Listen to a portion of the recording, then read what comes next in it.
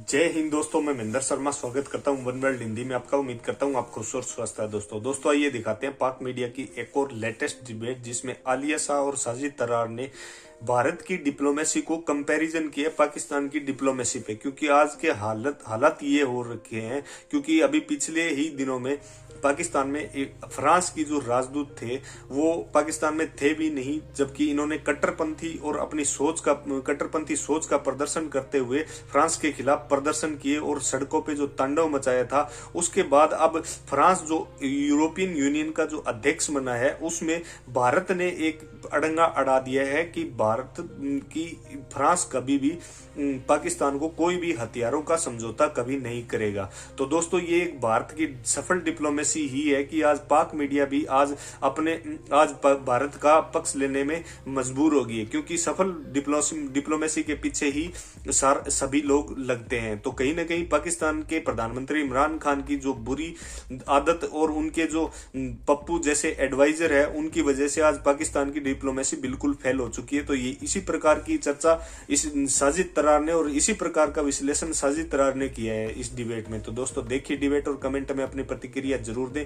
Last में आपसे request करूंगा, चैनल पे नए हैं तो चैनल को सबसे पहले सब्सक्राइब कीजिए, लाइक शेयर कमेंट जरूर कीजिए। दोस्तों जय हिंद, वंदे मातरम, भारत माता की जय। दोस्तों आज हम बात करेंगे कि जहां और बहुत सारी बातें हम कर रहे हैं। अभी मैं प्रोग्राम करी थी, उसमें ये भी बात की कि जो भारत से जो वीट का सिलसिला था वो अब उन्होंने अपना फैसला कर लिया कि वो ईरान के थ्रू भेजेंगे, यही नजर आ रहा है। उस तरफ भी हमने देखा कि नहीं, वो भी मूव नहीं आगे चल सका। फिर हम अब ये देख रहे हैं कि एक और खबर जो सामने आई है और वो कुछ इस तरीके से है कि अब भारत की तरफ से फ्रांस से उन्होंने ये टॉक किया है या ये कहा है और कंसर्न शो किए हैं कि जो ईयू की तरफ से एक डिफेंस सपोर्ट होती है पाकिस्तान, इटली की तरफ से जो है हमारा काफी जो है वो इस तरह के हथियारों की हम खरीदारी करते हैं, तो उसके ऊपर अब बैन लगा दिया जाए। और क्योंकि आप जानते हैं कि इस वक्त फ्रांस ईयू की प्रेसिडेंसी है उसके पास, तो वो इस सिलसिले में कोशिशें करें।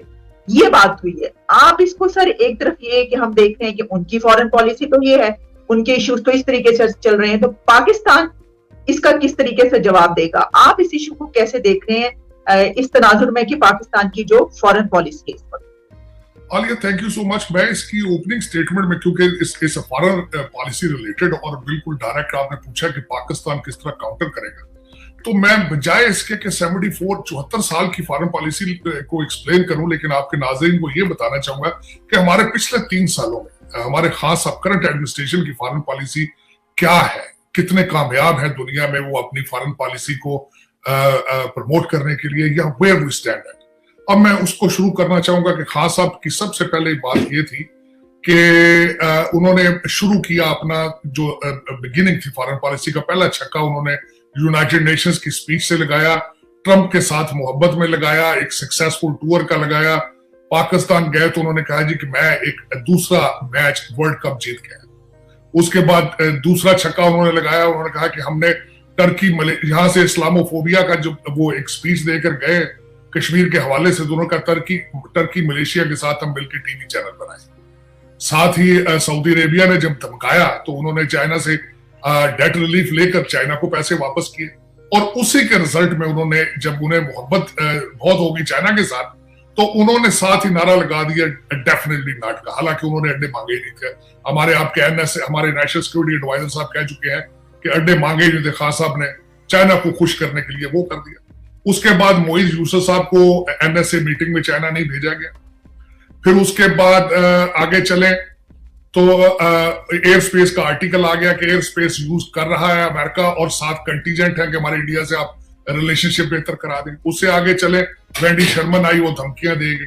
उससे आगे चले तो अफगानिस्तान का फाल हुआ, अफगानिस्तान का एक ड्रामा क्रिएट हुआ। उसके बाद हमने वहां पाकिस्तान में सेलिब्रेशनें की, उनके झंडे लगाए। उसके बाद लेटली हमने गंदम का एक, जो इंडिया ने जाना था, तो इंडिया की गंदम 50 टन, उसके ऊपर एक और हमने ब्लंडर किया। ब्लंडर किस लिए किया मैं बताता हूं। देखिए, आप अफगानिस्तान के रिलेशनशिप इंडिया के साथ आप उनको अंडरमाइन नहीं कर पाएंगे, ना आप करने की सलाहियत रखते हैं। वो कैसे? एक तो उनकी $3 बिलियन की इन्वेस्टमेंट अफगानिस्तान में, 400 प्रोजेक्ट वहां इंडिया कर रहा है लोगों के दिल जीतने के लिए। उनकी पार्लियामेंट की बिल्डिंग जो है वो इंडियन मेड है, वहां की पुलिस की ट्रेनिंग है वो इंडियन मेड है, वहां के बच्चे पढ़ने जाते हैं तो वो इंडिया जाते हैं, वहां के एलीट क्लास इलाज कराने जाती है तो वो इंडिया जाती है। उसके बाद आपने 50 टन गंदम नहीं भेजनी थी, ना भेजते, लेकिन निगोशिएट क्यों करना शुरू किया? आपने उन्हें क्यों कहा कि आपकी गंदम को हम बॉर्डर से ला के अपने ट्रकों में डालेंगे और पैसे आप किराया खुद देंगे? तो मेरा मकसद, आपने उसको बड़े बुरे तरीके से पोल्यूट किया। और जो मेरा आपका ओरिजिनल जो एक ऑब्जेक्टिव था कि अफगानिस्तान में इनकी गुडविल इंडिया की ना बढ़ सके, तो वो उन्होंने ईरान की साइड से कर दिया। तो ये आपकी फॉरेन पॉलिसी का एक छोटा सा मैंने आपको प्रीव्यू दिया। अब मैं उसके बाद में आना चाहता हूं फ्रांस के बारे में। ये वही फ्रांस है जहां अभी तक पाकिस्तान का एम्बेसडर मौजूद नहीं है। ये वही फ्रांस है जहां तरीके लब्बैक पाकिस्तान के लिए आप अभी तक फ्रेंच जो है वो आपसे डर रहे हैं। और ये वही फ्रांस है जिसके पास यूरोपियन यूनियन की प्रेसिडेंसी है। और अब उसके बाद आप जो इटली से आप लेते हैं जो कुछ थोड़ा बहुत, वो आपको अगर को अल्लाह के नाम पर कुछ दे दे तो वो दे दे। आपकी डिफेंस इस वक्त, अगर चाइना और इंडिया के रिलेशनशिप ठीक होते तो आपको कुछ भी नहीं मिलना था। आपको चाइना दे रहा है, इंडिया की दुश्मनी में आपको असला दे रहा है, फ्री दे रहा है, जिस तरह भी दे रहा है, यही एक सोर्स है। वरना आपके हालात ये हैं कि आप IMF में आपको चाइना पैसे देना बंद करता है तो आपके 4 मिनिस्टर वॉशिंगटन DC में आके IMF के सामने दरवाजे के बैठ जाते हैं। आप फिर इनके आपने ऊपर आपने एक और तड़का लगाया, आपने इनकी डेमोक्रेटिक समिट में भी नहीं आए। उसके बाद मेरा मकसद, आपके हालात, आपका सीबैक बंद पड़ा है। अगले महीने इमरान खान साहब उसको मिन्नत करने जा रहे हैं चाइना में कि हमारे साथ कुछ करें। तो इन हालात में जब पाकिस्तान से अल अमान की आवाजें उठ रही हैं, आप सलाहियत रखते हैं कि आप असला खरीदें? अगर इटली और फ्रांस आपको बेचना चाहते भी हो तो आप यहां पे, मेरा मकसद आपकी, मैंने हमेशा कही थी पाकिस्तान की फॉरेन, अब उसमें मैं सपोर्टिंग आर्गुमेंट दूंगा आपकी। मैंने हमेशा ये कहा है कि आपकी हर policy, not only foreign policy, आपकी इकोनॉमिक पॉलिसी और हर चीज डॉलर बेस्ड रही है। आपकी इशराफिया को डॉलर चाहिए अपने बच्चों को वेस्ट में पढ़ाने के लिए, उनकी प्रॉपर्टियां बनाने के लिए। IMF का 22वां प्रोग्राम है, 21 प्रोग्रामों में आपने क्या कर लिया पाकिस्तान में? आपका अभी जो हमारे जो रियासत मदीना के ठेकेदार जो कॉन्ट्रैक्टर हैं, इनकी कैबिनेट का एक बंदा अगले दिन फ्रांस में आया, उसने कहा मुझे माइग्रेन हुई है तो मैं फ्रांस में डॉक्टर से मिलने आया। आपने 22 IMF के प्रोग्रामों में एक ऐसा हॉस्पिटल इस्लामाबाद में नहीं बनाया जहां आपके वजीर अपना इलाज करा सके। तो अगर आपके ये हालात हैं इंटरनल, अच्छा मैं उसमें जो आखिरी उसमें क्लोजिंग आर्गुमेंट में ये कहूंगा कि मैं ये कहता था कि आपकी हर पॉलिसी डॉलर बेस है। अगले दिन मोईज यूसुफ साहब ने आके उसको सर्टिफाई कर दिया। उन्होंने कहा है कि जब आप लोगों से, आप दुनिया से कर्जे लेंगे तो आपकी फॉरेन पॉलिसी पे उनका इन्फ्लुएंस होगा। बिल्कुल सही कहा उन्होंने, नेचुरल है, ऑब्वियस है ये कि जब आप IMF से के सामने 1 बिलियन के लिए आप सरनगू होके बैठे हैं तो आपका स्टेट बैंक जाहिर है वही चलाएंगे। आपके शौकत तरीन साहब की डेफिनेशन देख लें, आप अपने गवर्नर स्टेट बैंक की डेफिनेशन देख लें, आपकी दूसरी सारी पॉलिसीज देख लें, तो वही इन्फ्लुएंस होगा जहां से पैसे आएंगे। तो आपकी फॉरेन पॉलिसी ये है।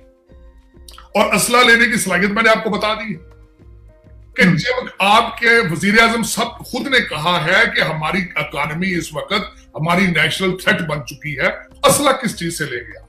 मैं कहता हूं ठीक है, चाइना, मैं तो बल्कि समझ रहा हूं इंडिया वेस्टिंग देयर टाइम। जब पाकिस्तान असला खरीदने की सलाहियत नहीं रखता तो बैन किस चीज का लगवा रहे हैं अभी? वो जिस बैन तो तब लगेगा, लगवा दे, बैन का क्या फायदा? अगर चाइना की इंडिया के साथ दुश्मनी ना हो तो आपको वो तैयारी देगा, वो आपके ऊपर आपसे लबी डबी होगा वो, जब उन्हें भी पता है कि आप डबल गेम खेलते हैं। आप एक हफ्ते में कभी अमेरिका के लॉबी में चले जाते हैं, एक हफ्ते में आप सीबैक बंद कर देते हैं। ये इन हालात में मेरे ख्याल में अगर देखा जाए तो वो चाइना जो मर्जी, जो इंडिया जाके फ्रांस से कहे, इटली से कहे वो बंद करें ना करें, ये सब इज यूजलेस। आज जो आपका पाकिस्तानी पिस रहा है, पाकिस्तान के एवरेज शहरी की इनकम 16,000, उसकी तनख्वाह है 16,000। अखलाकियात के जनाजे उठ रहे हैं डेली बेसिस पे। वो किस तरह सियालकोट में जिंदा इंसान आप जला के सेल्फियां बनाते हैं, और आप मरी 50 किलोमीटर दूर हमारे वॉइस राइस हो रहे थे, वहां पे एक 8 किलोमीटर के अंदर कारें, गाड़ियां, कब्रें बन गई, अखलाकियात के जनाजे उठे हैं। और मैं गारंटी कर देता हूं कि इसके ऊपर कोई एक्शन नहीं लिया जाएगा।